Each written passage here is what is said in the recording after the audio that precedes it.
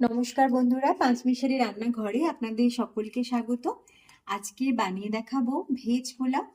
পোলাওয়ের এই রেসিপিটা খেতে দারুণই সুস্বাদু হয় আর ভীষণ হেলদিও বটে। তো আজকে আমি বানিয়ে দেখাবো আপনাদের রেসিপিটা। আশা করি অনেক ভালো লাগবে। ভালো লাগলে লাইক শেয়ার করবেন, কমেন্ট করে জানাতে ভুলবেন না কেমন লাগলো।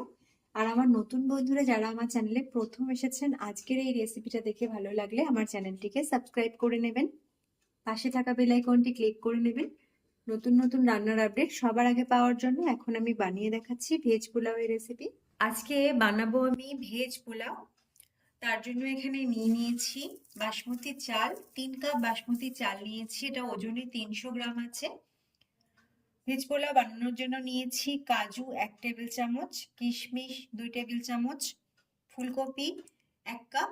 এখানে বাটিগুলো দেখুন, সব দেখলেই বুঝতে পারবেন একই রকমের আছে, তাই ওই বাটির মাপে নিয়েছি। 1 কাপ ফুলকপির টুকরো, গাজরের টুকরো 1 কাপ, মটরশুঁটি 1 কাপ, একটা টমেটো টুকরো করে নিয়েছি, বিনস 1 কাপ, ঘি নিয়ে নিয়েছি 2 টেবিল চামচ, সাদা তেল 3 টেবিল চামচ, নুন আর চিনি স্বাদ মতো। এখানে নিয়ে নিয়েছি একটা শুকনো লঙ্কা, একটা তেজপাতা, দারচিনি, লবঙ্গ, জয়িত্রী, এলাচ। প্রথমেই চালটাকে 3 থেকে 4 বার ভালো করে ধুয়ে 20-25 মিনিট ভিজিয়ে রেখে দেবো। তারপর জল ঝরিয়ে আমি রান্নাটা শুরু করব। আর একবার এলাম, জল ঝরিয়ে রাখবো বলেছিলাম, তাও একবার ভেজানো চালটা দেখিয়ে নিচ্ছি। এটা দেখুন, এখানে চালটা অনেকটাই ফুলে গেছে, 20-25 মিনিট মতো হয়ে গেছে। এবার একটা ছাঁকনির মধ্যে চালটা আমি দিয়ে ভালো করে জল ঝরিয়ে নেব। কড়াইয়ের মধ্যে সাদা তেল দিয়ে দিচ্ছি, পুরো তেলটা প্রথমেই ঢেলে নিলাম। এখন দিয়ে দিচ্ছি শুকনো লঙ্কা, তেজপাতা, জয়িত্রী, দারচিনি, এলাচ আর লবঙ্গ যা নিয়েছিলাম সবটাই দিয়ে দিলাম। ফোড়নটাকে একটু নেড়েচেড়ে ভালো করে ভেজে নিচ্ছি। এখন দিয়ে দিচ্ছি ফুলকপি, গাজর আর বিন। এর সাথে একটু সামান্য পরিমাণ নুন মিশিয়ে নেব। এবার সবজিগুলোকে নেড়েচেড়ে একটু ভেজে নেব। নুন মিশিয়ে সবজিগুলো ভেজে নিলে একটু তাড়াতাড়ি নরম হয়ে যাবে। ভালো করে সবজিগুলো মিশিয়ে নিয়েছি আর ভেজেও নিয়েছি। এবার আমি এর মধ্যে দিয়ে দেব চাল। ছাঁকনির মধ্যে চালটা দিয়ে রেখেছিলাম, জল ঝরিয়ে নিয়েছি। ভালো করে নেড়েচেড়ে মিশিয়ে নিচ্ছি।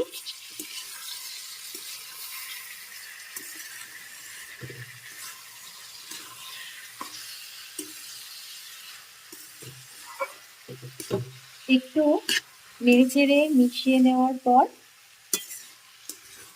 জলের পরিমাণটা একটু ঠিকঠাক দিতে হবে, তাতে চালটা একদম ঝরঝরে থাকবে। পোলাও ঝরঝরে থাকলে খেতেও ভালো লাগে। আমি এখানে একটা 600 ml এর বোতল থেকে জল দিয়ে দিচ্ছি। 600 ml জল মিশিয়ে নিলাম।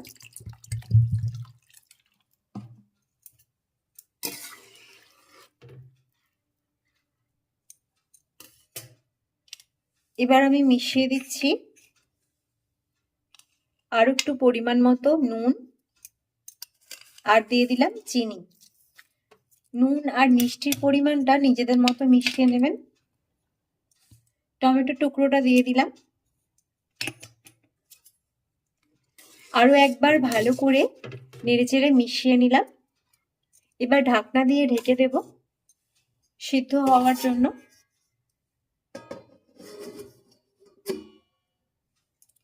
10 মিনিট আমি এভাবেই রাখছি আর গ্যাসের ফ্লেমটাকে কমিয়ে নিলাম। 10 মিনিট হয়ে গেছে। আমি এখন ঢাকনাটা খুলে একবার নেড়েচেড়ে নিচ্ছি।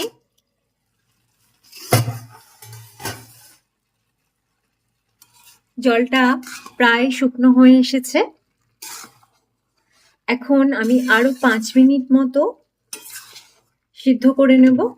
সিদ্ধ বলতে এটা ভালোভাবেই সিদ্ধ হয়ে গেছে। জলটা আরো একটু শুকনো করে নেওয়ার জন্য আরো 5 মিনিট ঢাকনা দিয়ে ঢেকে দিচ্ছি।